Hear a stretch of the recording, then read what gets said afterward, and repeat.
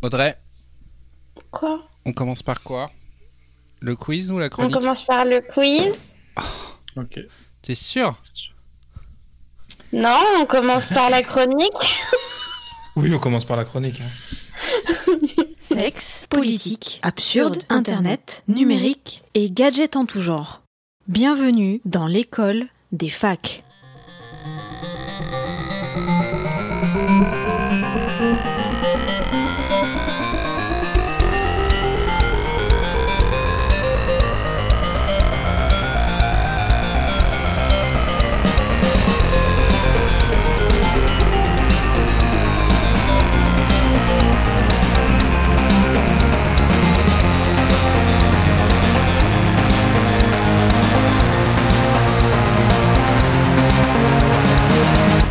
Bonjour et bienvenue à l'écoute de cet épisode 47 de l'école des facs.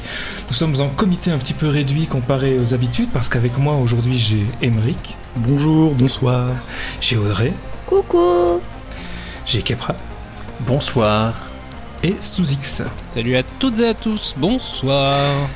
Et pour ce dernier épisode de la saison, si j'ai bien compris, c'est bien ça Sous-X, nous sommes au dernier épisode de la saison. Tout à fait, après on part en vacances pendant deux mois, j'allais dire 2 semaines, mais non, Comment 2 mois. À l'autre bout du monde. J'espère que tu as pris nos billets quand les Tout à fait, frontières seront à nouveau ouvertes. Podcut a tout organisé, vous inquiétez pas, on part sur le foyer de l'épidémie pour investiguer, savoir d'où vient tout ce bordel. Génial. Et donc aujourd'hui nous avons un dossier d'ailleurs que tu vas nous présenter sur les BATX, BATX, PACH, je sais pas comment ça se prononce, mais je suis sûr que ça va être passionnant. Et un petit quiz qu'Émeric nous a concocté avec, je pense, 80 c'est questions. les examens de fin d'année. Hein. Oui. On n'a pas eu le droit au C'est contrôle l'école des continu, facs. du coup, on passe L'examen de l'épreuve. fin d'année. C'est ça. Je sens que ça va être bien. Mais on va commencer directement avec Sous-X et ce petit dossier sur cette chose imprononçable alors. Ok.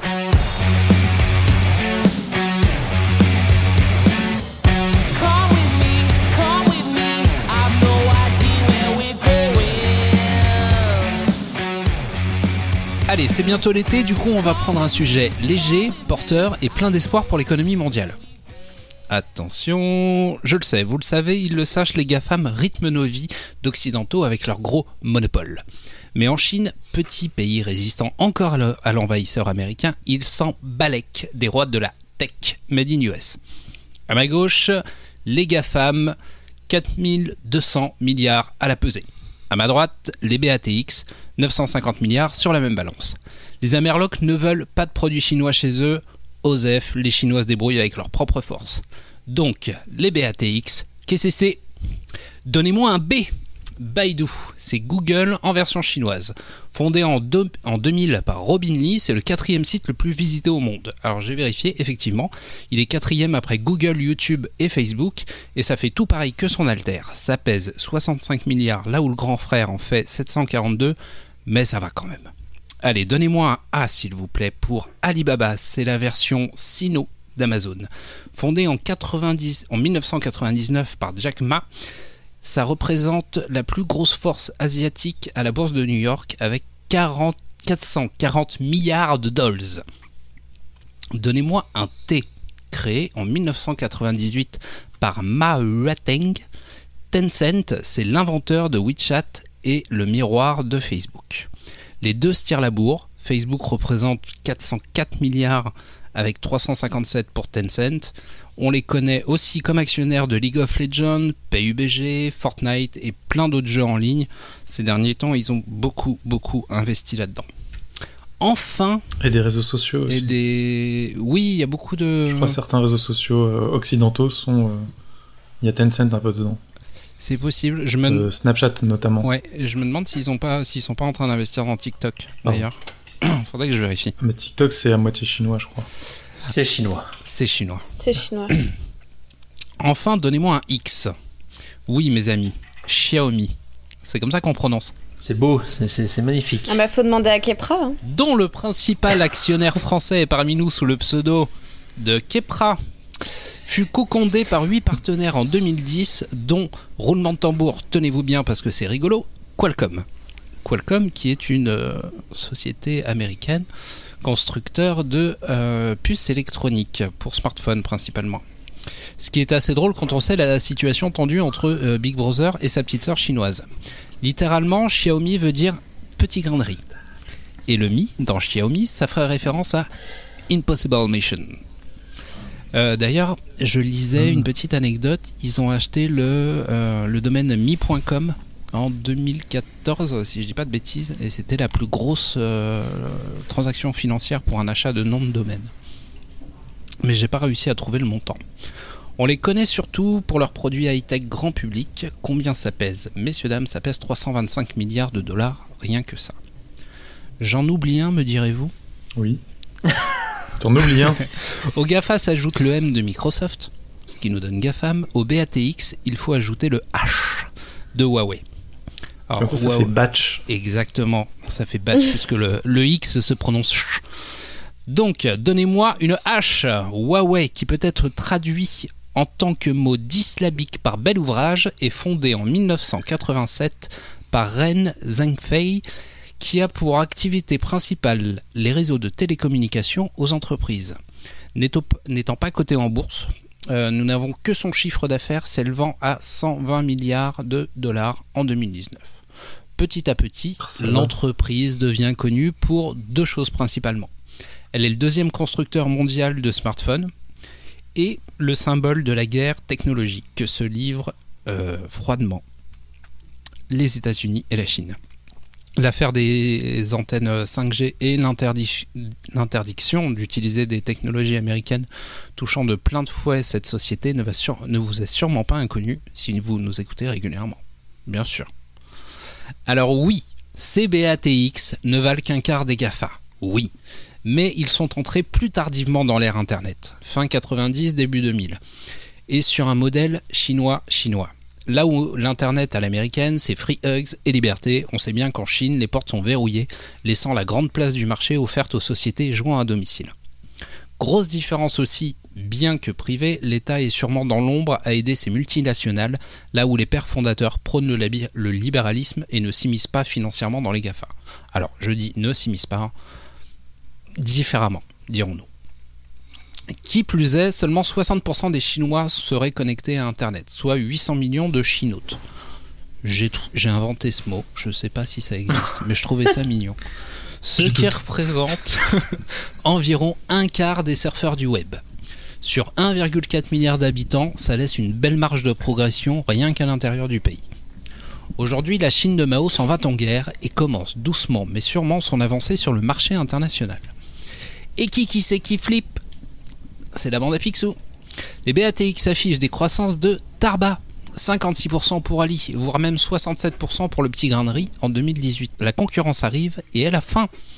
Sans compter, et c'est comme ça qu'ils dépensent, pour l'intelligence artificielle. Pas moins de 59 milliards lui sont alloués en Chine contre 11 milliards aux États-Unis. Du coup, les GAFA et Microsoft se plient et s'adaptent doucement aux exigences du soleil levant afin de pouvoir faire business to business sur le terrain des batchs. Microsoft modifie Windows, Apple ses téléphones, etc. Tout le monde baisse la tête pour pouvoir entrer. Mais difficile pour eux de changer les habitudes des habitants déjà en place malgré la similitude des produits offerts. Et l'inverse du coup. Sommes-nous prêts à acheter des téléphones sans les applications Google, comme l'est le P30 de chez Huawei, prêts à se faire espionner par la Chine, plutôt que les États-Unis, prêts à apprendre le chinois traditionnel en lieu et place de l'anglais ? Are you ready ? Pas sûr. Enfin, moi, je suis prêt, hein. J'ai un ordinateur Huawei. C'est un téléphone Huawei.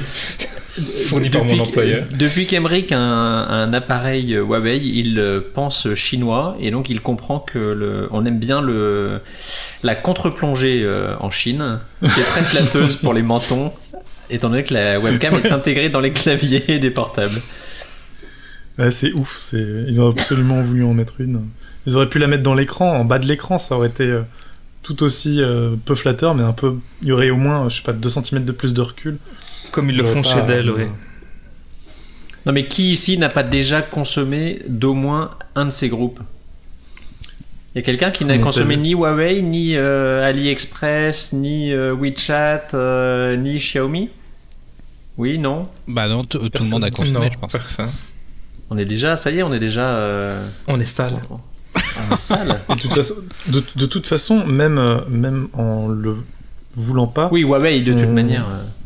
Huawei étant présent dans quasiment toutes les infrastructures Tout à fait. réseau, on a forcément nos données qui sont passées par Par une des routeurs antenne, Huawei par qui, à un un. moment Ouais, par donné. un- ouais, tout à fait.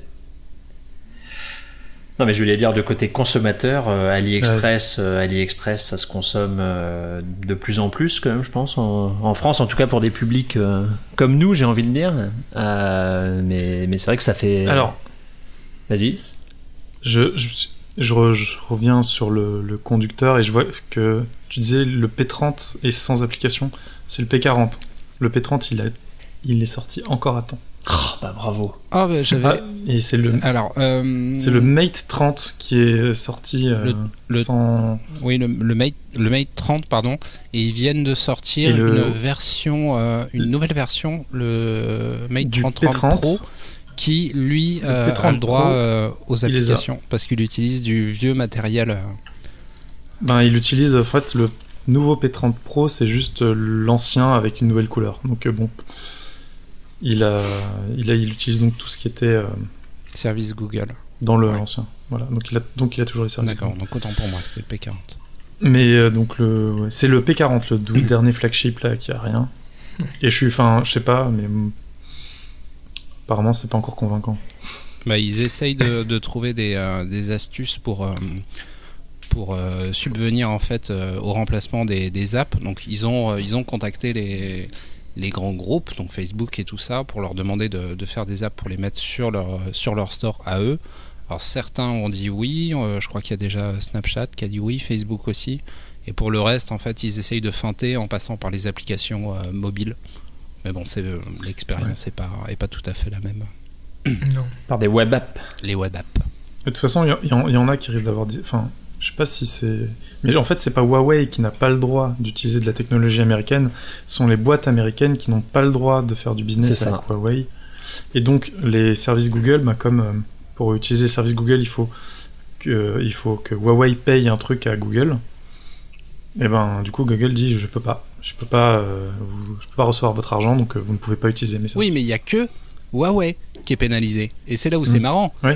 Quand tu vois que Qualcomm est à l'origine de la création aussi un des investisseurs principaux de Xiaomi, Ouais, non, mais... c'est... Oui, mais puis il aurait pu dire toutes les entreprises chinoises de tech au lieu de faire son caca nerveux sur Huawei. Tout à fait. Ouais. Huawei en fait, c'est surtout le Huawei qui visait parce que c'est le lobby des télécoms américains qui en avait marre de ne pas avoir sa part du gâteau dans les infrastructures. Bah, c'est pour ça qu'ils sont ciblés, oui, c'est qu'ils sont pas un acteur juste grande conso, consommateur final. Ils ont un sacré... Le gros du business, ça reste quand même... et du lobbying, en effet, ça reste sur les infrastructures.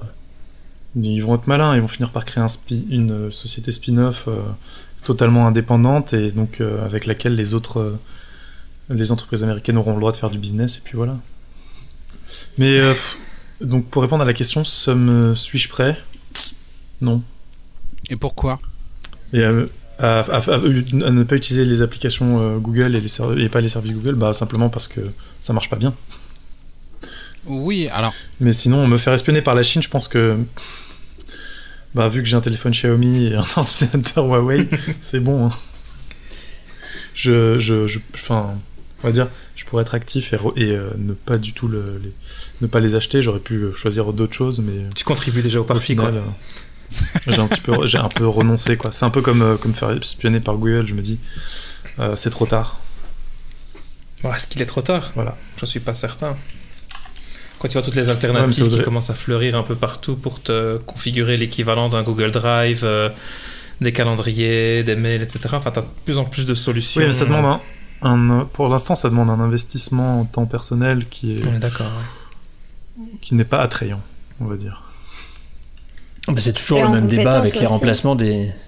le même débat avec les remplacements des solutions Google ou d'autres, mais quand tu t'es habitué à avoir ton Gmail avec tes comptes Google Drive, etc. associés, est-ce que tu es prêt à faire tous les changements? Déjà, ne serait-ce que la boîte mail, en effet, tu te dis, tiens, il faut que je passe par du Proton Mail, des trucs un peu plus sécurisés, etc. Est-ce que t'as la flemme parfois pour ton adresse mail, alors pour l'intégralité des services Le problème d'une adresse mail, c'est qu'en fait, il faut la redonner à tout le monde aussi. C'est un peu chiant. C'est comme quand tu changes de numéro de téléphone. C'est ça. Mais même dans l'usage, je sais que j'ai des potes qui veulent pas passer par les services Google et qui du coup utilisent Framasoft. Oui. Un truc qui commence par Frama. Une solution libre, non? C'est ça? Oui, c'est ça. C'est ça, ouais. Mais une en asso fait, française qui pour l'avoir fait des utilisé, trucs qui ressemblent au service, pour l'avoir utilisé genre pour des Google Docs ou des trucs, mais c'est affreux. Le problème, c'est que ils ont pas de designer. Exactement. Ils ont pas du UX. Pas du UX designer avec eux. Ouais, voilà, c'est ça. Ils sont le designer Et quand d'OpenOffice. en fait, moi, je suis trop habituée à mon confort. Du coup, je continue d'utiliser Google Docs et Google Drive. Parce que, de toute façon, pourquoi pas? Ils ont mes données depuis tellement longtemps. Je suis plus à ça près, malheureusement. Mais pour notre génération, je suis d'accord que pour le moment, le basculement va pas se faire. Mais pour la nouvelle génération et avec l'expansion et la croissance que connaît la Chine aujourd'hui, est-ce qu'on ne peut pas imaginer que demain, nos gamins soient complètement fassent le turn-off directement sur des produits 100% dominés par les BATX plutôt que la Chine, plutôt que les GAFA.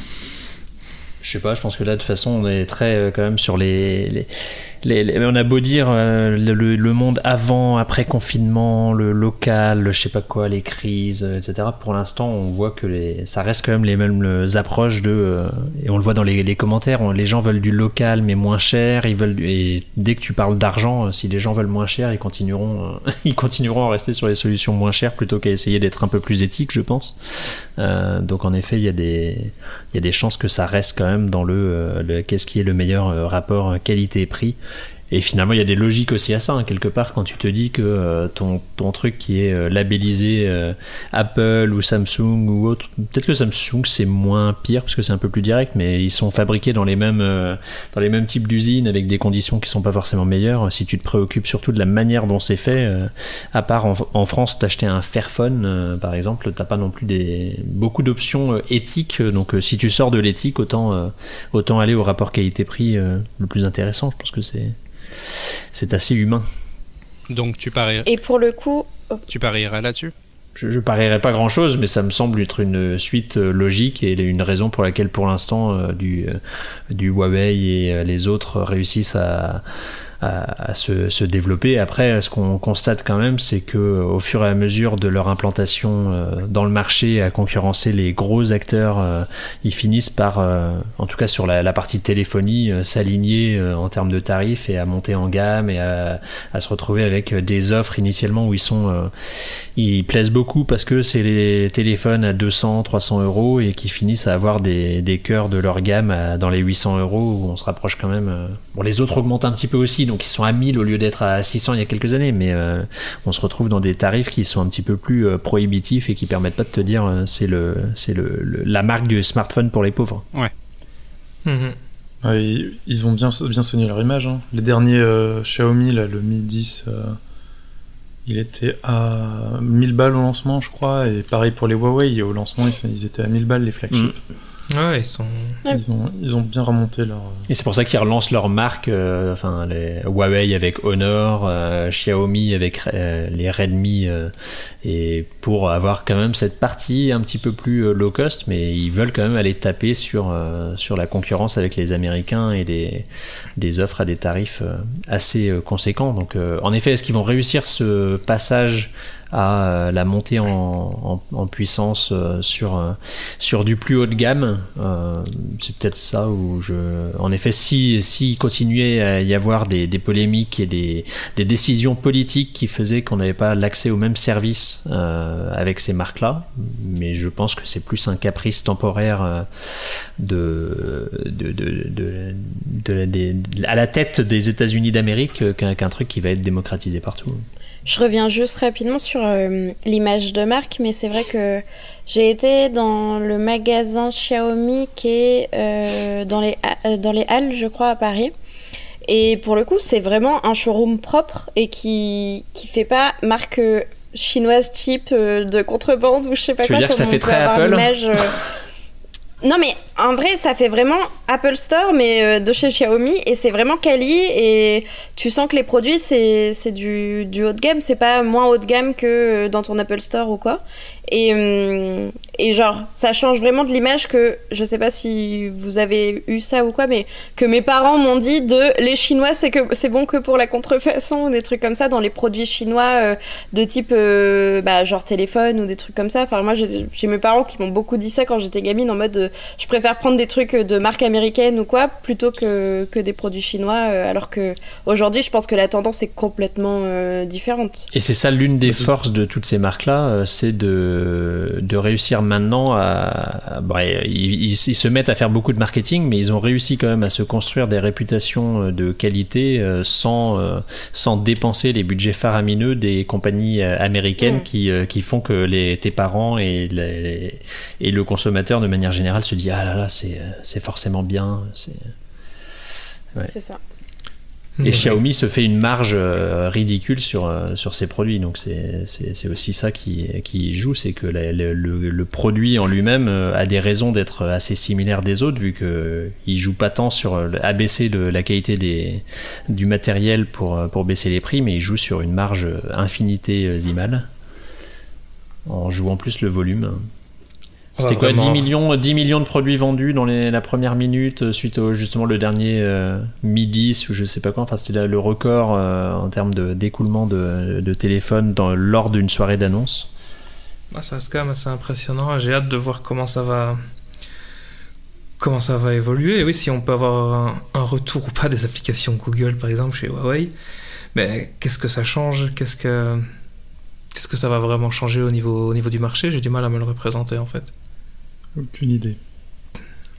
Qu'est-ce qu'on peut enfin je sais pas, on peut pas trop prédire. On n'avait pas prédit non plus cette montée. Je me rappelle qu'il y a quelques années, on expliquait que ce sont des marchés qui étaient émergents, que du coup leurs produits allaient beaucoup monter en gamme pour suivre leurs attentes qui correspondaient de plus en plus aux nôtres. Mais du coup, oui, maintenant, c'est leurs produits qui envahissent le marché plutôt que l'inverse. Aux marchés occidentaux.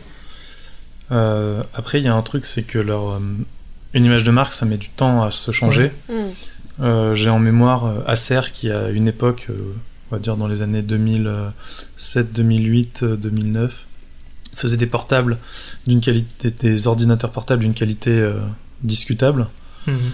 Et qui aujourd'hui fait des trucs qui ont l'air d'être assez bons, des Chromebooks de qualité plutôt propre. Je vois certains tests sur les numériques et tout ça où ils s'en sortent plutôt bien.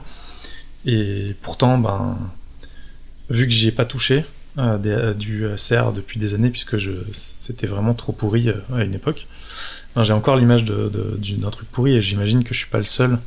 Je reste totalement sur l'image des années 2000 de Acer, c'est tout nul. Ouais. Et à l'inverse, c'est Asus qui faisait des produits de qualité et où j'ai l'impression que maintenant c'est totalement nul. Mais ça évolue. Que peut nous dire Audrey là-dessus ? Donc voilà. Oui, oui. Du coup, pour côtoyer des produits Acer et Asus tous les jours, voilà. C'est vrai que Acer, ils ont essayé quand même de rebondir sur tout ce qui est petit format d'ordinateur, donc principalement des 14 pouces et tout ça. Et franchement, ils ont des gammes assez quali. Et chez Asus, c'est plutôt la même chose. Par contre, ils ont tous les deux le fâcheux défaut de continuer de vouloir faire des ordinateurs à des 15 pouces à 300 balles et qui sont des briques en plastique, quoi. Donc malheureusement, ça s'est pas forcément énormément amélioré. C'est toujours mieux qu'il y a 10 ans, j'imagine, mais je ne m'en souviens pas. Mais c'est pas non plus de la qualité incroyable. En fait, ils ont le défaut de vouloir faire des entrées de gamme pas chères, il en faut sur le marché, mais du coup, ça ruine un peu le reste de leurs produits qui peuvent avoir des gammes quand même assez intéressantes, sans partir sur des gammes plutôt orientées pro, plutôt quali, mais pour des particuliers qui ont pas un budget vraiment ric-rac, il y a des bons produits quand même de proposer. Et es-tu revendeuse d'ordinateurs Xiaomi ou Huawei ? Je fais les tablettes de chez Huawei, mais je vends pas les ordis parce que pour l'instant je n'ai pas de fournisseur qui m'en propose. En fait, on travaille avec des gros grossistes nationaux, enfin même européens, et ils ne proposent pas encore, en tout cas pas les gros grossistes. Par exemple, mes tablettes, je les chope chez des petits grossistes qui sont dans le fin fond de Paris, en région parisienne ou quoi. Donc et des petitistes. Qui ont des fois Pardon ? Des petitistes, par rapport aux grossistes. Oui, si tu veux. Mais qui, du coup, des fois, ont des arrivages, genre une palette de tablettes ou quoi, et qui essayent de nous les refourguer en mode « Allez, pas cher, c'est bien ». Mais c'est tout. J'ai pas forcément de grossistes encore qui me proposent les ordinateurs. Mais je pense que j'arriverai facilement à en vendre. Et tu crois qu'ils les chopent où, leur palette ?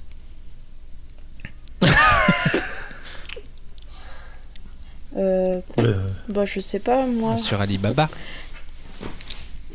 Tu crois qu'ils font des achats? Ouais, je sais pas s'ils font en direct ou s'ils ont pas des directs. Enfin, ça va être le même principe, mais sans passer par Alibaba, ils passent direct par le mec maintenant, je pense, tu vois. Ils passent plus forcément par la plateforme. En fait, t'as deux plateformes. Il y a Alibaba et AliExpress. AliExpress, c'est la version vitrine Amazon qui est faite plutôt pour le grand public. Alibaba, c'est plutôt... Où j'achète des petits stickers. Voilà, exactement. Alibaba, c'est plutôt... chez nous, en France, c'est plutôt une plateforme grossiste pour les pros. D'accord. Généralement, quand tu vas sur Alibaba, tu as toujours les tarifs pour 1 à 50 pièces, 100 à 200 pièces et ce genre de choses. Alors que sur AliExpress, en fait, ils se fournissent chez Alibaba, mais tu peux acheter à l'unité les pièces. À l'unité, ouais. D'accord.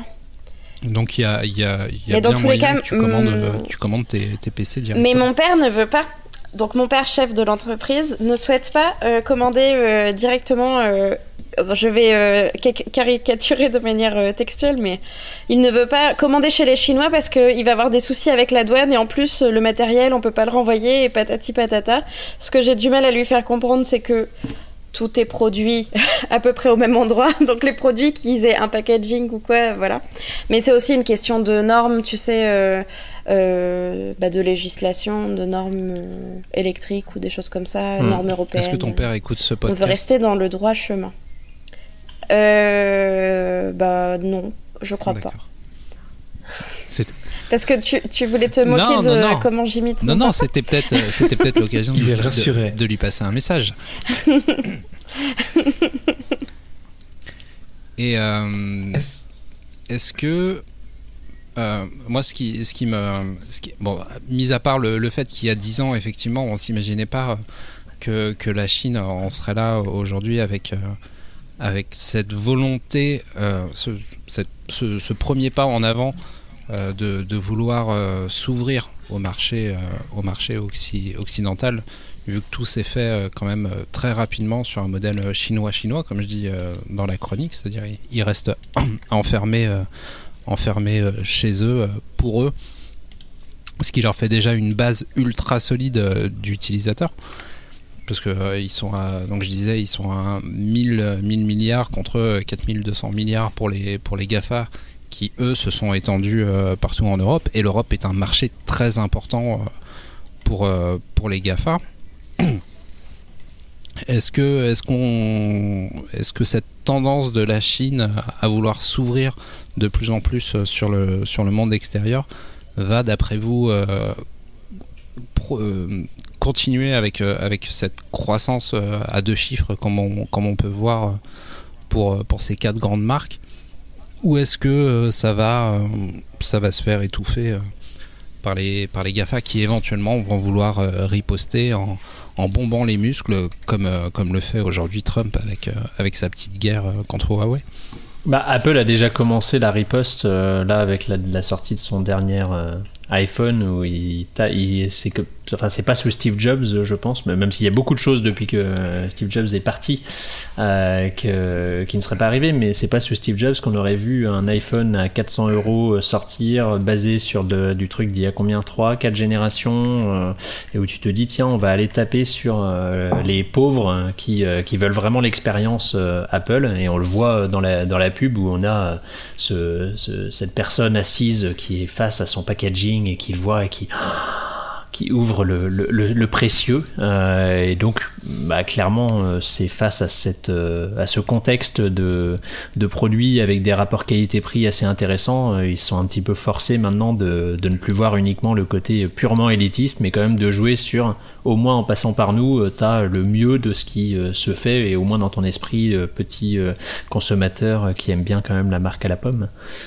Donc ils essayent quand même déjà de lutter face à ça, et a priori chez Google, où ils étaient quand même partis beaucoup sur des produits uniquement à 600-700 €, alors que ce qui avait plu initialement quand ils ont lancé leur propre gamme, c'était un rapport qualité-prix intéressant pour un prix quand même qui était bas. Ils sont revenus vers ça avec les gammes A, donc les 3A principalement, qui a quand même pas mal marché l'année dernière, et a priori le 4A qui devait être annoncé dans une semaine lors de l'événement Google I.O. Serait, d'après des rumeurs, moins cher que son prédécesseur de l'année dernière. Donc on a ces luttes quand même, pour rester sur l'aspect purement smartphone, où ils essayent de lutter et d'être à peu près à armes égales sur des gammes un peu plus accessibles. Alors pour Apple, la légende dit que le 5C, donc qui est le premier bas de gamme, si on peut l'appeler comme ça, de chez Apple, et donc entrée de gamme, on va dire, si tu veux, était justement pour essayer de rentrer sur le marché chinois. Donc c'est plus pour... Et je pense le marché indien aussi, potentiellement, qui est assez compliqué à pénétrer. Ouais, c'est vrai que ça parle beaucoup de l'Inde et du marché que ça représente. Ça offre beaucoup de perspectives, paraît-il. Mais j'ai pas regardé la population connectée en Inde. Bon, ça reste un marché apparemment qui serait plutôt pauvre, donc effectivement ils vont viser plutôt là-dessus, et je ne sais pas à quel point les Chinois dominent pour le moment sur ce marché-là. Avons-nous fait le tour? Est-ce que quelqu'un a quelque chose à rajouter? Apparemment. Je crois que tout le monde veut passer au quiz. On va pouvoir passer à la suite, oui, parce que au moment où nous enregistrons, donc en début juin, les réseaux sociaux ont beaucoup travaillé ce week-end pour relayer des informations assez importantes. Je ne sais pas si c'est ce qui t'a inspiré, Aymeric, pour nous parler aujourd'hui justement des réseaux sociaux au travers de ce petit quiz.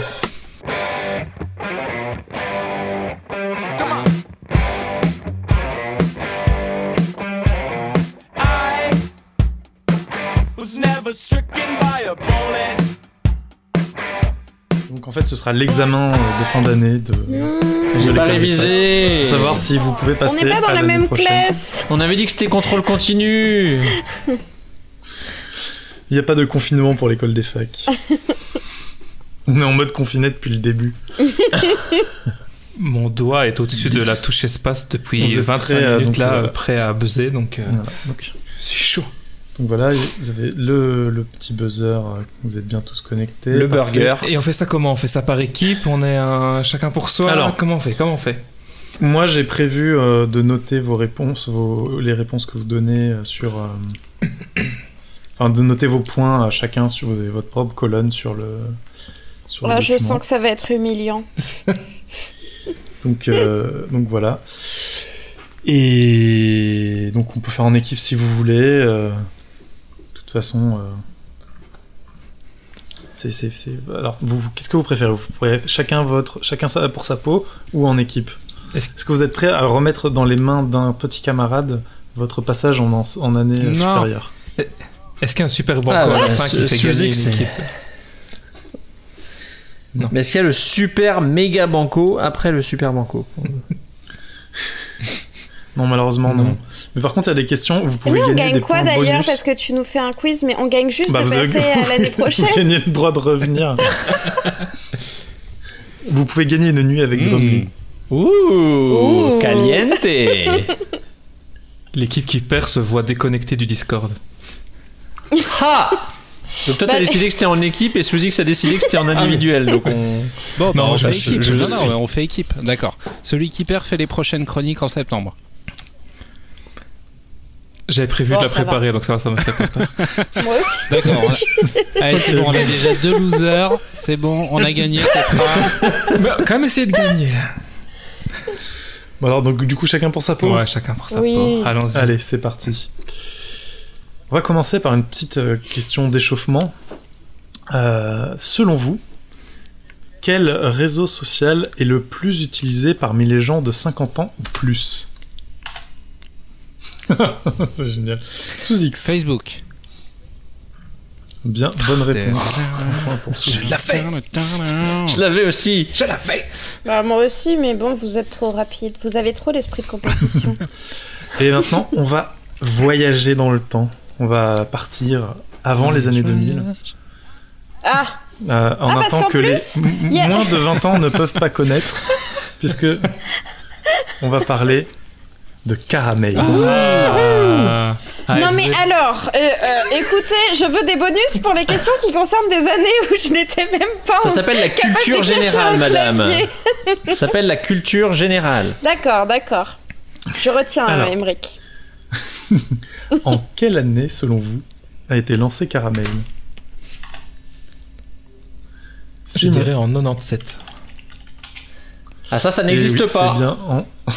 c'est bien en 97. Oh, balèze. Est-ce Un qu'on point peut la pour refaire Simon. en français? En 97. Oui, 97. Caramel a été lancé en 1997. Alors Caramel, c'est un truc de vieux, hein, d'après Audrey. Mais Non, c'est parce que D'après j'ai vous. dit. Ah. est-ce que Caramel existe toujours? Alors, je peux pas buzzer. Ah mince, mais ça a pas Pardon, j'ai été. pas ça a mis pas le- Je été- peux j'ai buzzer, pas mis- mais oui. Attention, Il me semble. je vais reposer la question. C'est Capra. Oui, alors, je dirais que oui, sous la marque GMX, les Allemands.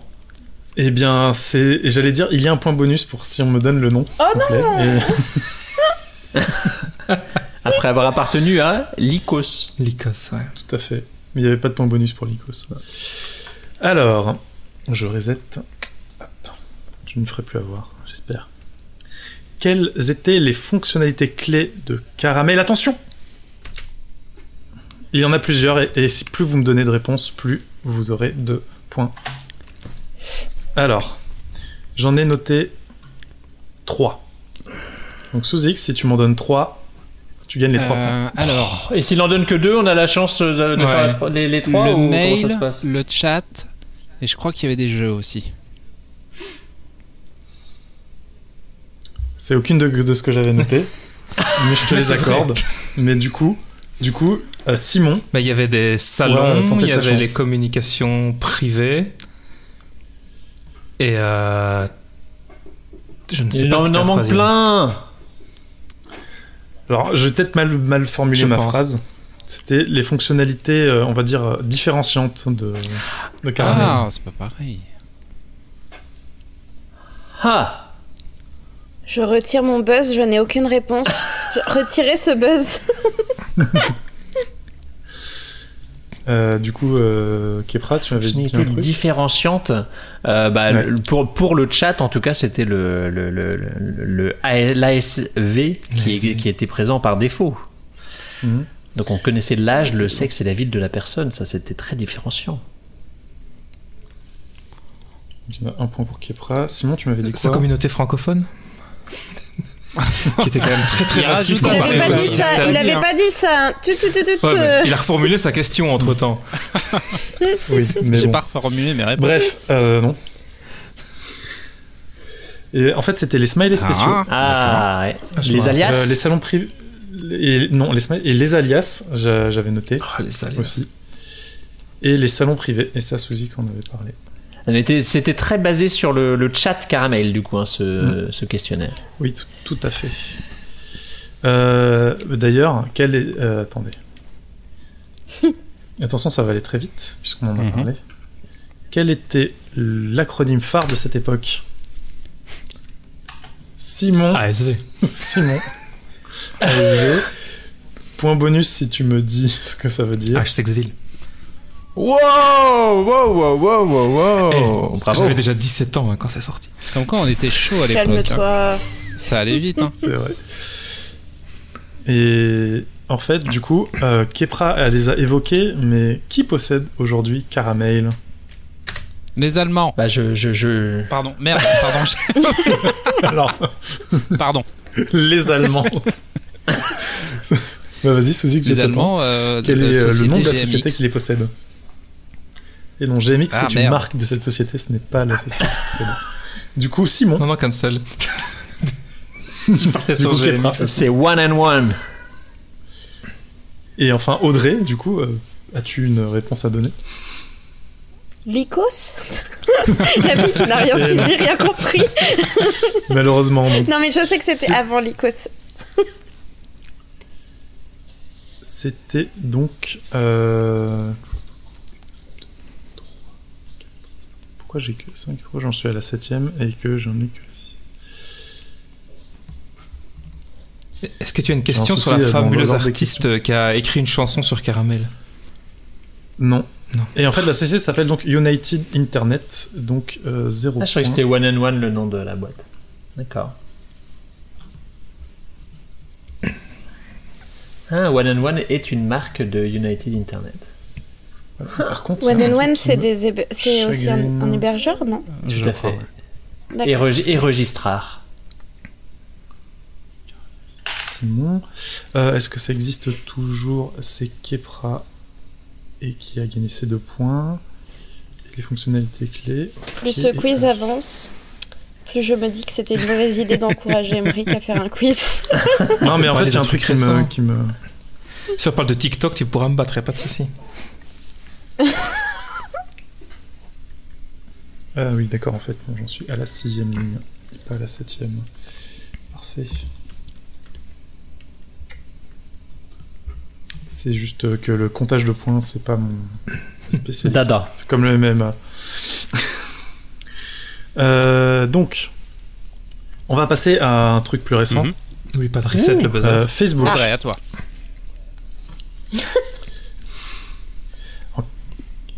Alors attention, il y aura un bonus sur si vous me donnez l'année complète, enfin la date complète, et le nom de lancement de Facebook.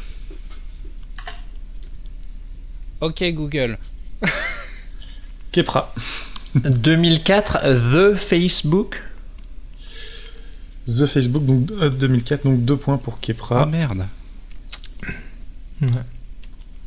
Je pensais que c'était plus vieux. Ouais, il y a eu des trucs en 2003 et tout ça, mais c'était pas Facebook, c'était le truc avant. Ok. Reset les buzzers et on passe à la suite. Facebook d'ailleurs. Là, c'est une question assez particulière. C'est quand Facebook a changé la façon de gérer les paramètres de confidentialité pour la dernière fois? Sous X. En 2017, après l'affaire Cambridge Analytica. Non, en fait, c'était une blague. C'est C'était hier. une question piège. Voilà. Simon a la réponse, c'était hier. En fait, la réponse c'est tous les jours, tout le temps. En fait, il change la façon de gérer tes paramètres de confidentialité un peu n'importe quand. C'était pas une blague. Donc, il y a pas de... J'aurais dû prévenir que c'était une question piège. Vous avez 1 point chacun. Parce que j'ai fait une question piège. Ok. Alors. Est-ce qu'on a des bonus si on fait des réponses rigolotes, mais peut-être un peu erronées? Je pense, oui. Si la réponse est vraiment très drôle, ça peut marcher.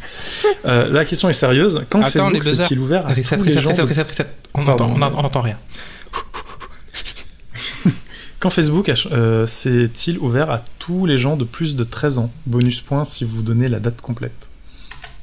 Enfin, on va dire 1 point par élément de date. Kepra. J'aurais donné l'année seulement, je crois que c'est 2012, mais C'est faux. Dommage. Sous X. 2015. Sous X.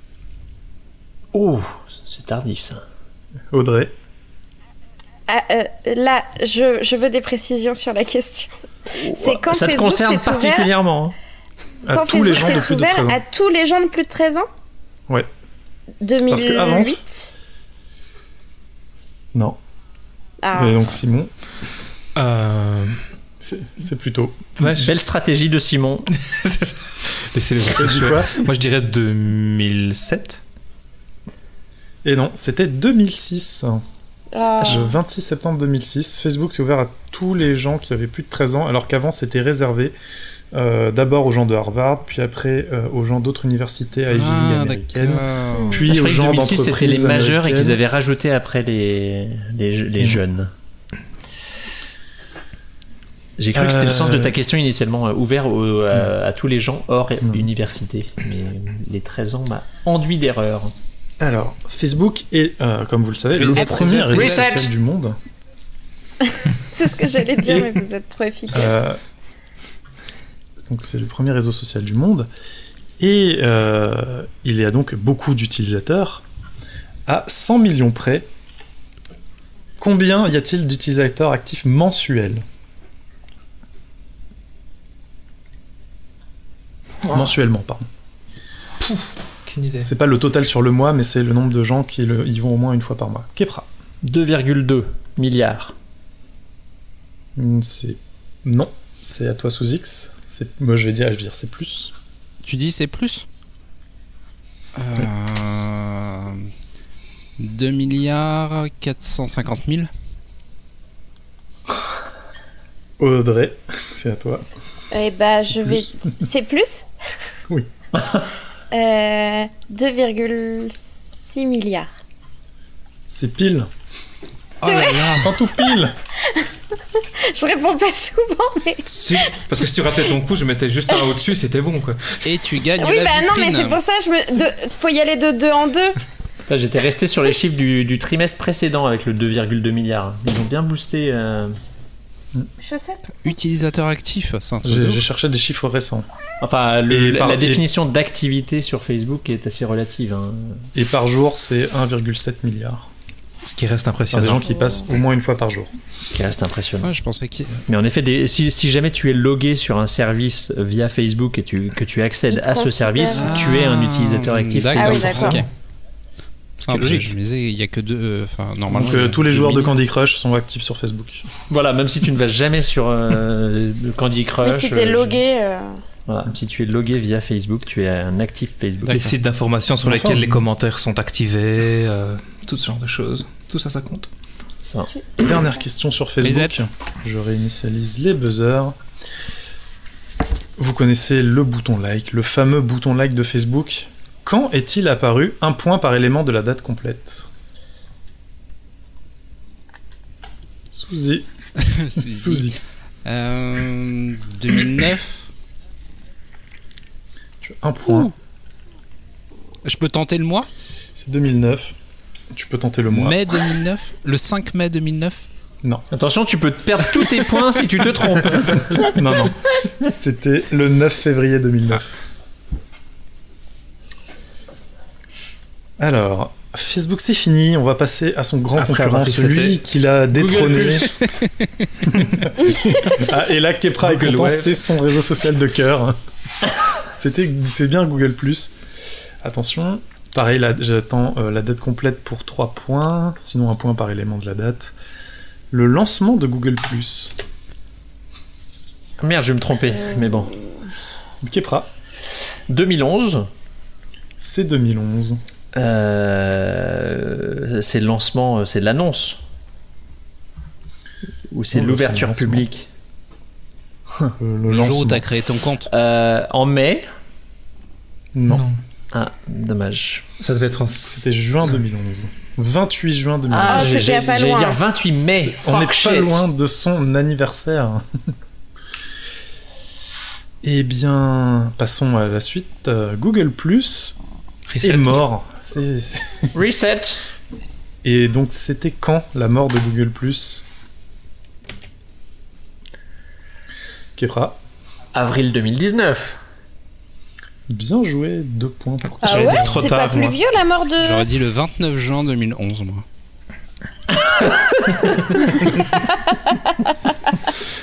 Alors, Il est catin. ouais. Il est catin. Alors, le Google+, c'était connu pour une fonctionnalité différenciante qui a été reprise après par Facebook. Quelle était-elle? Les cercles. Les Ah, cercles, bien joué. 1 point pour Simon. Qui était une très bonne idée d'ailleurs. Ouais, et reprise d'ailleurs par Facebook après, tu pouvais définir des groupes de gens à qui tu peux partager. Acquaintance, etc. Alors, Reset. ouais, alors Google+, Google a voulu le mettre en avant, a voulu que les gens s'y intéressent, et ils ont tellement voulu faire ça, ils ont tellement mis en avant. Mais quelle a été la critique principale faite Il dans y en a un cette qui a buzzé, stratégie? il a même pas attendu la fin de la question. Qui est bon. C'est la connexion forcée pour des comptes YouTube, etc. Non? Exactement. Tous vos comptes de services Google deviennent des comptes Google+, ou doivent devenir des comptes Google+. Ouais. C'était vraiment très très sympa, ça donnait envie d'aller sur Google+. Tu y étais déjà pourtant. Ben non, moi par exemple, j'ai 2 comptes YouTube avec mon même compte Google. Hein, j'ai mon compte YouTube Google+, et mon compte YouTube, ancien compte YouTube. Ouais. Ils sont mélangés. Alors, on va quitter Google+, hein, on va pas trop non! insister Ça va être sur rapide, hein. l'ambulance. Ah ouf. On va passer au réseau social des jeunes. Alors, un des réseaux sociaux des jeunes. LinkedIn. Non. Alors, là, c'est... Des jeunes de j'ai quelle pas- époque? Là, j'ai juste l'année. C'est pas... Je veux juste l'année de lancement d'Instagram. Simon. 2013. Non. Sous X. 2015. Oh!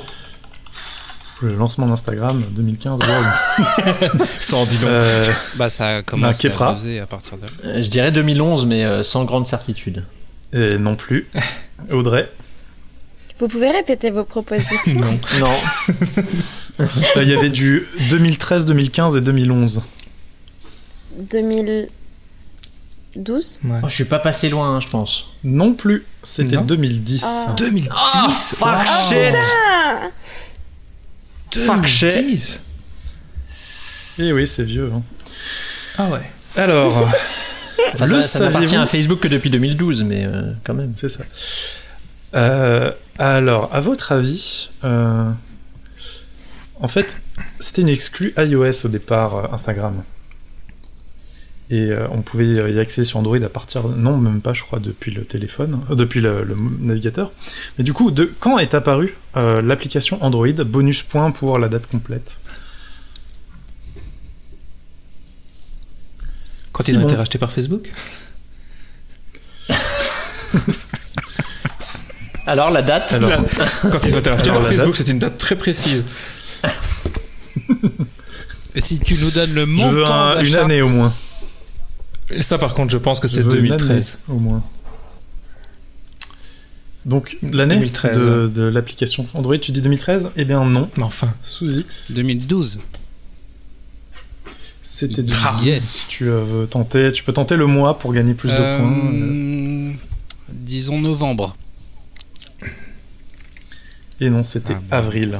Le même mois que le rachat. Ouais, c'était pas loin avant ou pas loin après. Est-ce que tu as le montant vous de la en avez transaction? parlé.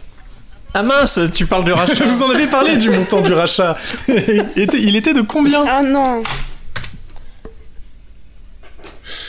Kepra. 20 milliards? 2 milliards. 2, la bafouille. Non, c'est moins. Sous Putain, X. fuck. 1,2 milliard. Ouais, ce que j'ai en tête aussi. C'est moins Simon. Ah 1 milliard. 1 milliard. Ah, ça, c'est l'erreur de Sous-X, la volonté de la précision. J'avais 1,2 en tête aussi en plus. Non, mais ça, c'était en euros à l'époque où le dollar valait. C'était que dalle en fait. Alors, Il a fait- on continue sur Instagram. Reset. Vous savez tous et toutes, sur Instagram, le hashtag en description des posts, c'est primordial pour la visibilité, pour apparaître dans les suggestions, etc. Mais quand est-ce que le hashtag est apparu dans Instagram ? Audrey, 2013. tu peux gagner. Je veux dire, tu pouvais gagner un peu si tu mettais aussi le mois. J'ai Un peu senti la plus déception. Et non, c'est pas 2013, c'est pas 2013. Alors, tu viens de dire que c'était plus ou moins.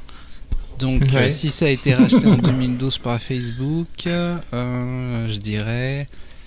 Alors, pas avril, parce que pas quand ils l'ont racheté. Donc, juillet 2012. Non.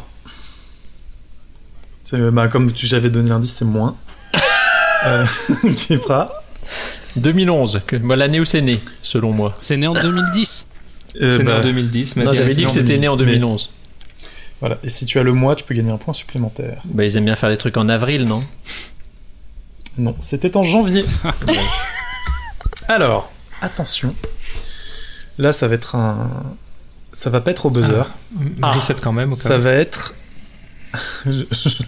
Non, je vais pas reset parce que j'ai pas envie d'avoir les buzzers dans les oreilles. Une autre fonctionnalité d'Instagram très importante, ce sont les filtres.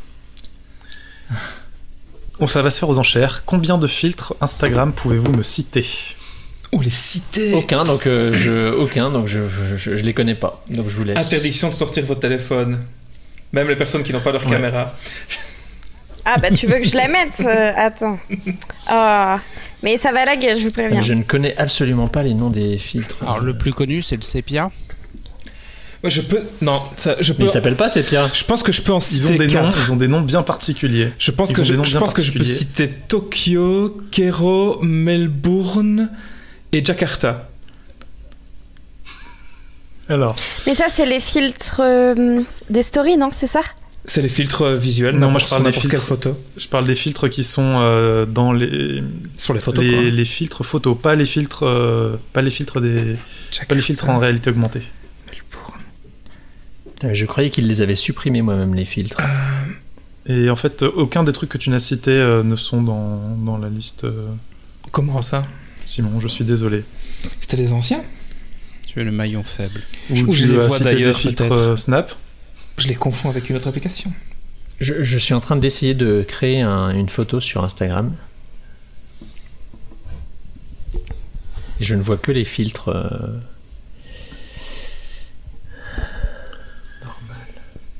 Alors, non, personne, rien du tout. Alors, moi, j'en connais aucun. Si, donc, je pense que je peux en donner 2 Audrey, ou vas-y, 3.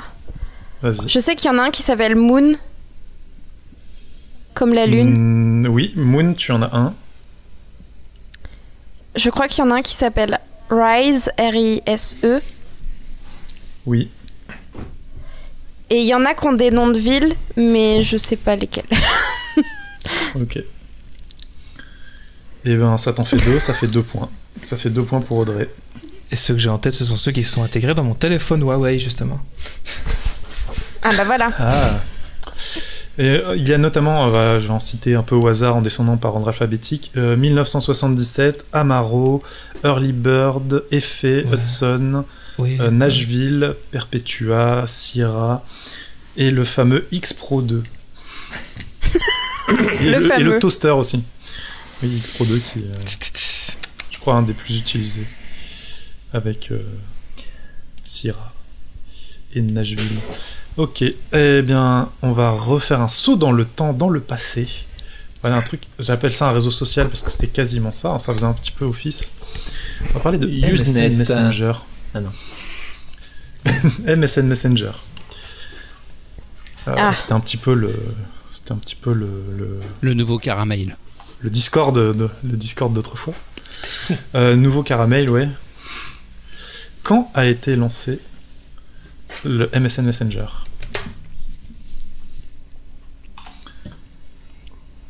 J'ai que l'année, donc l'année me suffira. Sous X. 98. Ce n'est pas ça. Simon. 2002. Ce n'est pas ça. Kepra. 99 C'est 1999. Oh merde. 99, pardon. Merci. Il est sorti après Windows. Je pensais qu'il était intégré avec. Bah, c'est MSN en même temps, donc je pense, même s'il y avait un truc. Non, c'est parce qu'après ça a été racheté par Microsoft et ça s'appelait Live, je sais plus quoi. Ah non, Non, MSN c'était déjà le Microsoft de base. MSN en fait, Microsoft Messenger, Social ça faisait partie du Microsoft. Ah bah oui, je suis con. Non. Microsoft Social Network. Mais après c'est devenu Windows Live Messenger, Ouais. non? Ouais, mais bien après. Eh ben... Audrey, tu viens de gagner un point sur la question suivante. Merde. Tu viens de gagner un point sur la question suivante. Tu peux gagner un deuxième point. Attention, je remets le buzzer. Parce que c'est en quelle année que Microsoft a rebrandé MSN? Je suis pas sûr qu'elle l'ait le point du coup. Bah, elle parce qu'il y avait un point bonus pour le nom. Ah. Donc, sous X, en quelle année? En 2002. Ce n'est pas ça. Audrey. 2006. Ah, j'aurais dit ça. Ce n'est pas ça. Simon. 2005. Ah bah on aurait eu tort. C'était 2005. Ah. Bien joué, Simon. Et oui. 2005, donc oui, MSN, c'est juste Microsoft Network. C'est pas Social Network. Ah oui, il n'y avait pas de S. Et qui est devenu donc Windows Live. Et toute la suite de services est devenue Windows Live quelque chose. Avant de devenir Skype Donc, et de Hotmail est mourir. devenu Windows Live Mail.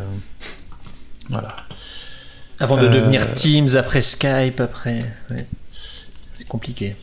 Alors, MSN Messenger, c'était vraiment trop bien. On y était tout le temps, on s'envoyait des messages et tout, mais il y avait un truc dont il ne fallait pas abuser. Les Wiz. Pardon, merde. Pardon. Oh mais C'est Kepra. Ah merde. C'est Kepra le premier. Il mérite une Mais punition. il buzz trop vite. Évidemment le Wiz. Il buzz trop vite. Donnez un malus à cet homme. Et en plus, c'était Simon en deuxième. Ah merde. Putain, mais j'attends plus la fin des questions, je buzz d'abord. Bah oui, c'est la réponse. Mais oui, il faut faire ça. Ok. On le joue comme ça. Kepra. Ok, la guerre est lancée. Super. Kepra, c'est donc ta réponse, Kepra. C'était le Wiz. Bien joué. Alors. Enfin, Il fallait pas abuser non plus du démineur, mais. On pouvait les désactiver d'ailleurs. Dernière question sur MSN. J'ai pas posé la question, donc je vais bannir sous X. Non, mais attends, laisse-moi au moins la commencer. Laisse faire illusion, quoi. Il y a eu un partenariat entre Microsoft et un artiste qui a donc sorti un morceau avec le bruit de nouveaux messages. Sous X. YouTube. Ils sont beaucoup. Donc, quel artiste a sorti un morceau basé sur le bruit que faisait MSN Messenger lorsqu'on recevait un nouveau message? Kepra. Aucune idée. David Guetta. David Guetta. Non. C'est ça. Si, merde. Allez-y. Vous pouvez le chercher sur. sur Attends, mais c'est quoi? Ça s'appelle comment? Et tout de suite, un extrait.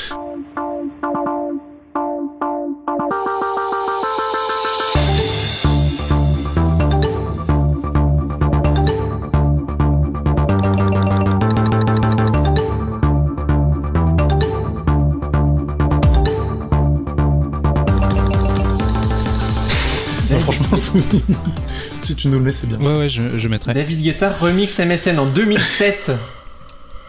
Voilà, Mais- c'est magique. Franchement, recherchez-le, c'est trop bien.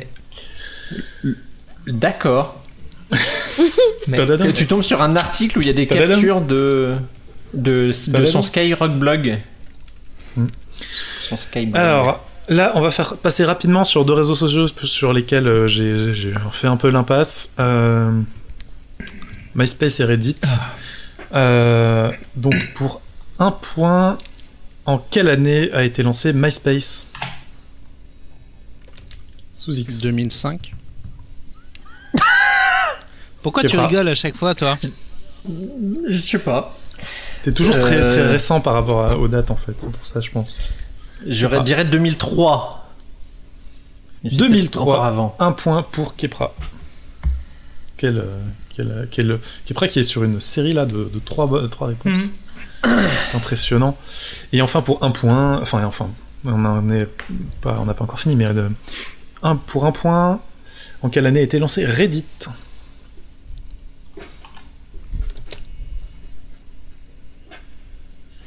Kepra. C'est un pur hasard, mais vu que j'ai des points, je dirais 2007. Non. C'est donc à sous X. 2002. Non. C'est à Simon. Je dirais 2009. Non plus. C'est à... Donc Audrey. Audrey qui buzz à la fin. Bah oui, j'ai posé 2012. Non, c'est 2012. quand même plus vieux que ça. C'est 2005. Oh, quand même. 2005, l'année de... Mais moi, Et je ce- connais pas Reddit depuis longtemps. hein. Et ce pauvre Sous-X qui a été influencé par le commentaire d'Emeric. tu mets toujours les trucs beaucoup trop récents. 92 pour Reddit.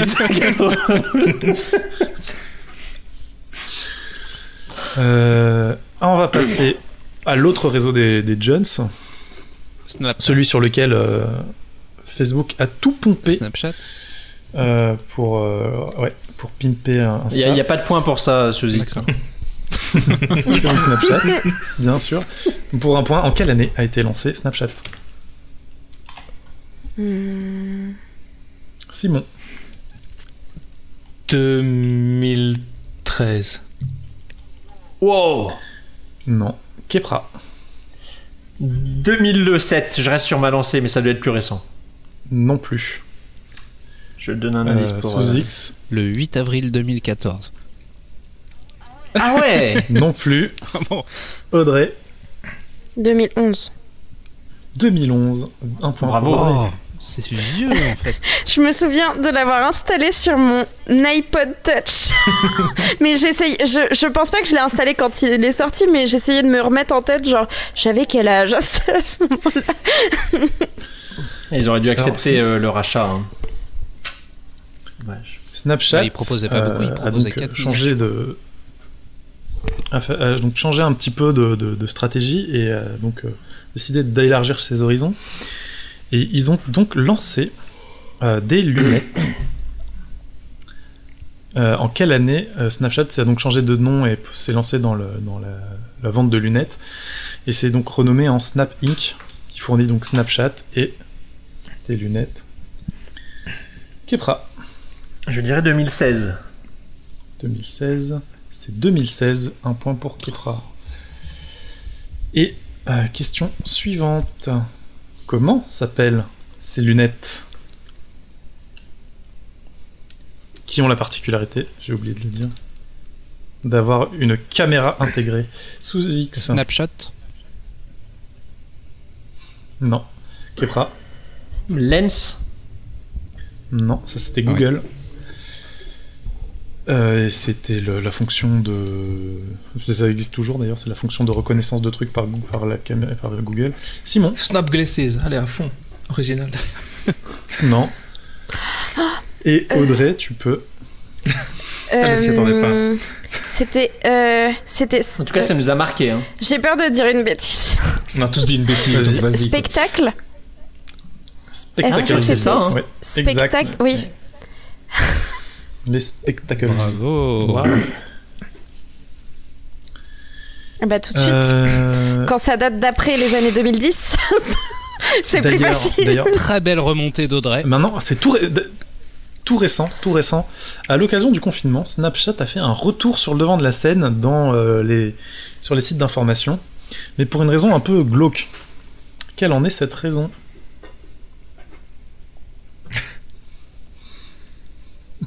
N'hésitez pas à buzzer, hein, surtout. Glauque. Une raison plutôt glauque, oui, effectivement. Je tente. Sous Un X. nouveau suicide en direct. Non. Moins glauque. Kepra. Je À tout hasard, des relais d'événements racistes vis-à-vis de personnes d'origine asiatique? Non. Audrey. C'était pendant le confinement? Ouais. Ah, je crois que je pendant le confinement. Est-ce que c'était pour livrer de la drogue? Non plus. Il reste donc Simon qui a droit à une proposition. On t'a bien aidé, Simon. Oui, bien. Ça a servi à des parents pour expliquer que vous en avez marre de leurs enfants et que c'était dur de s'occuper d'eux? Non. Non, on a vu un retour en force des comptes de revenge porn. Ah, merde. Oh. D'accord. C'était glauque.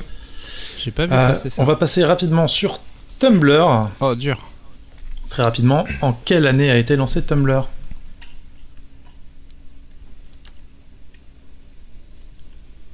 Alors, sous X. En 2010. Non. Pardon, j'ai pas... Kepra. 2007. C'est bien 2007. Un point pour Kepra. Je pense que là, la domination commence à s'installer pour Kepra. Ça, c'est les questions Google+. Alors, c'est très rigolo car vous êtes tous à 7 points, sauf Kepra qui est à 17 points. Ah ouais. Tout se joue sur la deuxième place.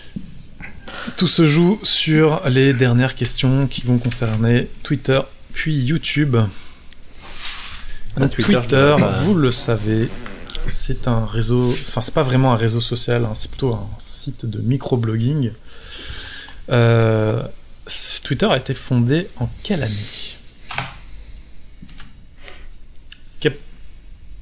Kepra. 2006. 2006, bien joué. Putain. Bon, Kepra, ça suffit, tu nous laisses jouer maintenant. Alors, vous l'avez peut-être remarqué il y a quelques années,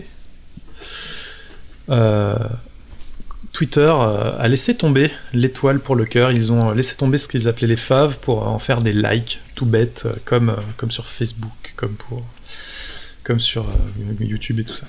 En quelle année Twitter a laissé tomber les faves et a appelé ça des likes? Audrey. 2014. Non. Kepra. Ah, j'étais deuxième, non. Ouais. Bon. Là, j'ai fait exprès d'attendre en me disant au moins ils vont me balancer des dates. Je prendrai la dernière. Et je vais dire 2016. Ou 2010. Ah, 2016, non. 2016, c'était fou. Non. Simon. 2013. Non plus. Sous X. 2010. Non. Pour une fois, excusez, je suis vraiment trop en avance. Enfin, c'était 2015. Oh. Putain, ouais. Oh. Et malheureusement, personne ne l'a. Et donc, on va passer à la question suivante. Question suivante. Twitter, avant d'être une appli, un site web, c'était surtout via quelle plateforme qu'on pouvait échanger des tweets? Kepra. Les SMS. C'est pas une plateforme.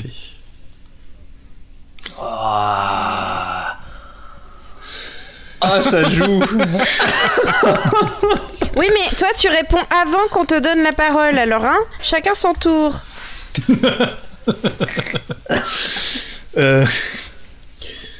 Et d'ailleurs, c'est quel était le numéro à composer? Non. En fait, quel était le lieu de lancement? Parce qu'en fait, alors je reprends la question. Si, je crois, ça va. Ça a été lancé en fait dans un lieu restreint à l'occasion d'un événement. Donc un point pour l'événement et un point pour le lieu, pour la ville. Sous X. Le 4 juin 2006 sur la 4ème avenue. Non, c'est pas ça, oui. Non, c'est dans pas une ça. cabine Le nom de téléphonique. l'événement. Non, j'en sais rien. Ok, Kepra. Je dirais South by à Austin. Ouais, c'est ça, South by Southwest. Austin, Texas, un festival culturel et technologique. Donc on est là, c'est Kepra, il a 2 points. Nous passons à la dernière question pour Twitter. Selon vous, quel est le pourcentage de comptes n'ayant jamais tweeté ?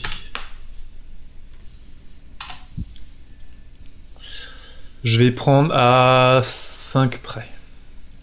À 5 près seulement. Simon. Et un point bonus pour le tout pile. Je dirais 75. C'est moins. Kepra. J'allais dire plus, donc 67. C'est moins. Sous X. Putain, on est méchant avec 42. Hein. C'est plus... Ah bah non, c'est bon, tu l'as à 5 près, c'est 44%. Alors c'est pas très vidéo génique, mais sous X, enfin audiogénique, mais sous X est soulagé par cette bonne réponse. C'est la réponse à tout. On voit que c'est alors, YouTube, passons aux dernières questions, ça va concerner YouTube. Quand a été lancé YouTube, un point par élément de la date. Sous X. Maintenant, j'attends d'entendre au moins un bip avant de... C'est gentil. En 2000... Attends. Google... En 2005 2005, tu peux tenter le mois et le jour. Oh là. Janvier. Et non, c'était en février. Merde. C'est sorti la Saint-Valentin.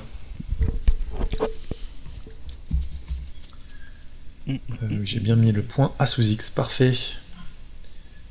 Donc YouTube a été racheté par Google.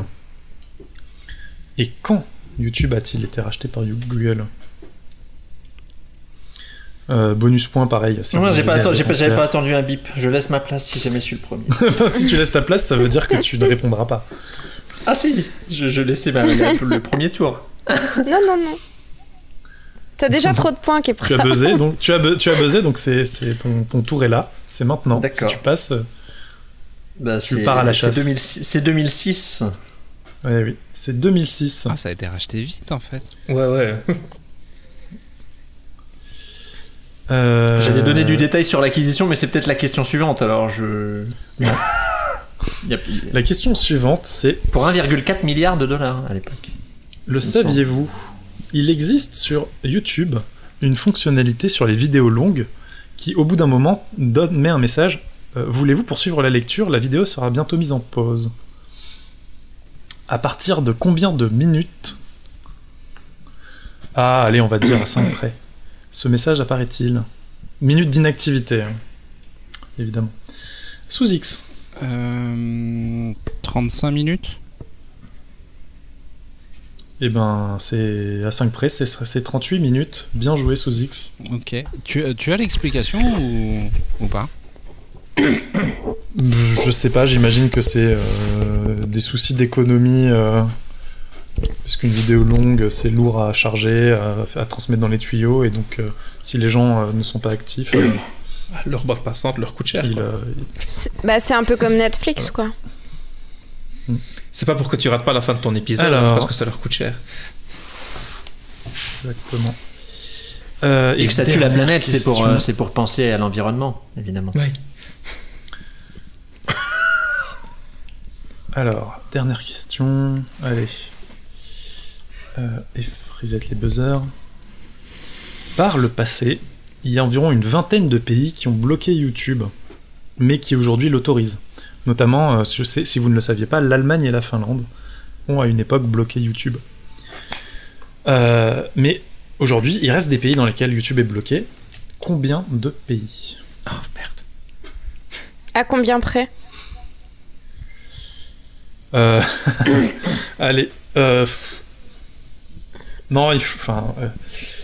je vais vous dire, il y en a moins de 10. Non, le chiffre il y en a moins rond. de 10, et il faut le tout pile. Ah d'accord. Simon. 4. Ce n'est pas ça. Kepra. Il n'y a pas un C- ou C+. C'est moins de 10. C'est moins de 10. Essaye 4. Vous êtes 4. Je dirais 3. Ce n'est pas ça. Sous X. 6. Ce n'est pas ça. Audrey. 5. Ce n'est pas ça. Oh non, on Enfin, fait un deuxième tour ou tour. pas? L'heure du Super Banco. Pour autant de points qu'il y en a, combien de pays bloquent YouTube actuellement? Les Simon. 2. Non, ce n'est pas ça. Audrey. 1. Ce n'est pas ça. Kepra. 7. Ce n'est pas ça. Sous X. Il y en avait Ce qui n'est pas continuaient ça. de bloquer. J'ai dit qu'il y en avait. Oui. Donc Donc ce c'est n'est pas le ça. Oui, mais méga t'aurais pu nous mettre un 7, piège. quoi. C'est le méga banco. Là, ça peut vous assurer la victoire. Pour 10 fois le nombre. Ah non. Audrey, tu t'es déconnecté. Mais c'est pas Oui, grave. oui, je me suis dit, Tu- tant tu pis, auras le tant show- pis. Bon, bah Simon. Ouais, j'ai le choix en 2. C'est compliqué là d'un coup. 8. C'est ou Emmerich Gang 2 C'était ou 8. Oh là là. C'était 8. 8. C'était juste pour C'était entendre 8. Simon le dire, C'était c'est juste pour ça? m'entendre le dire. Et donc, 80 points pour Simon. Génial. Bravo. Voilà. Qu'est-ce que tu vas faire de ton trophée? Pardon. Comment? Que vas-tu faire de ton trophée, Oh, Simon? je ne sais pas. J'attends de le recevoir quand les frontières vont s'ouvrir, qu'on partira tous en voyage ensemble. Ça va être bien. C'est ça. Et donc, le classement final, en dernière position, Audrey, avec 7 points, Ah. quand même. Mais en même temps, vous aviez Bravo. que des questions de vieux. Faites des choses. En plus, t'as même pas posé de questions sur TikTok. Révolution, je suis déçue. TikTok, c'est pas Ni mon sur domaine. Foursquare. C'est vrai. j'aurais pu. Foursquare. Mais en fait, il y avait tellement de trucs, j'ai... Non, mais Je me suis bien arrêté à sûr, je 40 rigole. questions. Je n'ai jamais été maire. Rien. En 3ème place, Sous X, avec 10 points. Merci à mes parents. En... Sans qui tu ne serais pas là. Et enfin, en 2ème position, Kepra, avec 22 J'y points. ai cru jusqu'au Et bout, mais mon adversaire premier, a été féroce. Simon, avec 87 points. Ça, c'était le retour Toi, j'étais inattendu. dernier ex aequo avec Audrey sans cette réponse. C'est ça. Merci de m'avoir abandonné C'était bon, chez les losers. Je t'ai fait coucou en partant. Oui, oui, c'est gentil, Simon. Enfin, c'est un coucou qui était difficilement perceptible vu la vitesse de la remontée. hein. Et bien voilà. Et ben voilà, ça conclut ce quiz. J'espère que ça vous a plu, que vous avez appris Oui, des oui. choses. Très divertissant C'est- pour c'était- finir c'est- la saison. C'était beaucoup trop de dates en fait, je me rends compte avec le recul, mais la prochaine fois il y aura plus de... Enfin le prochain quiz, s'il y en a un, il y aura plus de trivia et moins de dates. Bien, merci pour ce C'était moment. Très très bien, très très bien. Pour terminer la saison avant de partir en vacances, c'était vraiment très très cool. D'ailleurs, je pense que pour partir en vacances, ce serait bien de faire une petite explication de comment on va partir en vacances sous X. C'est grâce au label Podcut. Le label Podcut, c'est un label qui regroupe plusieurs podcasts, de nombreux podcasts. Combien sommes-nous maintenant en fait de Tout à podcasts fait, nous sommes 23 podcasts au 23 sein du podcasts. label que vous retrouvez donc sur podcut.studio. Et pour payer ces belles vacances au soleil en France et en Belgique, hein, puisque il vaut mieux rester sur le territoire pour le moment, nous vous invitons, si vous le souhaitez, bien sûr. Alors imaginez vous rentrez de votre footing après avoir fait le tour du quartier, vous déposez vos clés dans le petit bol, et là vous pensez, ah, Podcut, Patreon. Donnez un petit quelque chose, même 1 euro, ça suffit largement pour nous soutenir. Donc sur patreon.com/podcut, vous avez toutes les semaines un article écrit par un podcasteur du label. Vous avez des épisodes de Schluss en avance, vous avez des épisodes spéciaux, vous avez des cadeaux, on fait des loteries, vous recevrez des stickers, des mugs, tout plein de trucs. On vous invite à nous rejoindre dans cette belle aventure. merci pour ce petit message. Ah, c'était beau. Qui va nous permettre de partir en vacances chez nous. Ouais. Ma terrasse est prête, ça va être beau. Tout à fait. Ça va être très Donc très beau. pas d'école des facs en juillet et en août. Alors peut-être que Grumly fera le tour du monde. On ne sait pas encore. Oui, parce que Grumly est immunisé contre le Covid et il ne peut pas être porteur. Faudra qu'on se l'envoie par la poste alors. Donc il va voyager. Pour faire chacun un épisode spécial avec lui. Mais Ça pourrait être il intéressant. suffit de le mettre en quarantaine et c'est bon. Mais en tout cas, merci d'avoir été à l'écoute de cet épisode. Merci à vous aussi, à vous quatre, d'avoir participé à cette soirée avec moi. C'était bien agréable de passer un petit peu de temps en votre compagnie avant les vacances. Donc, encore merci à vous. Merci à tous, sauf à Emeric qui a fait un quiz complètement orienté pour vous et pas pour les petites jeunes qui nous écoutent. Prochaine étape, un quiz pour les petites jeunes. Likez le tweet et on fera un quiz avec des choses qui ont moins de 10 ans. Promis. Voilà, on va y avoir un quiz avec des Nurshi. Voilà. Oui. Des Nurshi. Aïe aïe aïe aïe aïe. Moi aussi, je connais des mots de jeunes. Je pense que sur ces jolis mots, il va falloir se quitter. Il est trop tard. Bonne nuit. Allez, adieu. Merci à tous. Ciao, ciao. Bon été reconfiné.